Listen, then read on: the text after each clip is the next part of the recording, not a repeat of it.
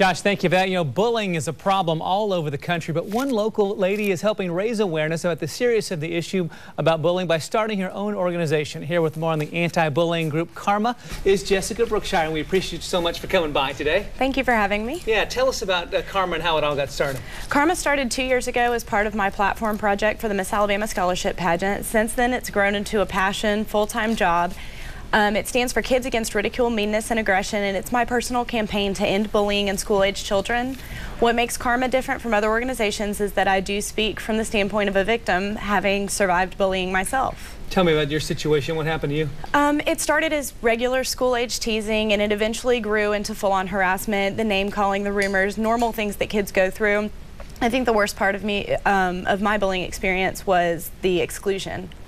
Being left out of things and not invited to birthday parties and things that are really hard on a middle schooler. Was it the Miss Alabama pageant that kind of led you to believe, you know, maybe I need to do something about it? I kind of had an epiphany moment. I was volunteering in a school in Lee County, and I had a little girl ask me about bullying, and I had previously blocked out my experiences, and in that moment I realized that I could help her by letting her know that I had been there too and I knew how she felt.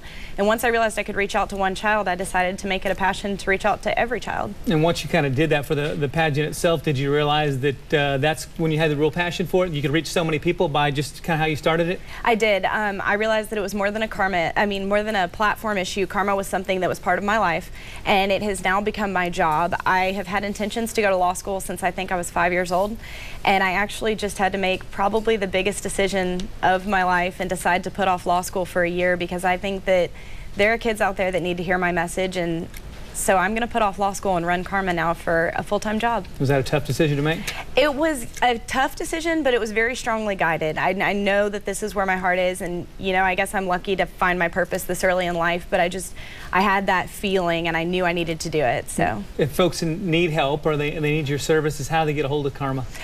Karma can be found on Facebook by searching for the acronym. You just type in Karma with the dots in between, or you can visit our website at thekarma.org. The website's very interactive. It has educational materials, links, it has pictures, and there's also a contact us form. And on the contact us form, you can go through, send an email if you want me to come speak to your child's school, group, civic organization, PTA, school board meetings. I speak to all groups of all shapes and sizes. No, you're going to get an apprentice, so after a year and you go back to law school, someone can kind of help take over. What's the long-term plan? Long-term plan is really, Karma's been driving itself from the beginning. I know that I'm doing the right thing because it's been one open door after another. So I'm going to let Karma keep driving itself, and in a year's time, if it's still running and there's still people needing me, then I guess I can put off my own dreams for another year. So.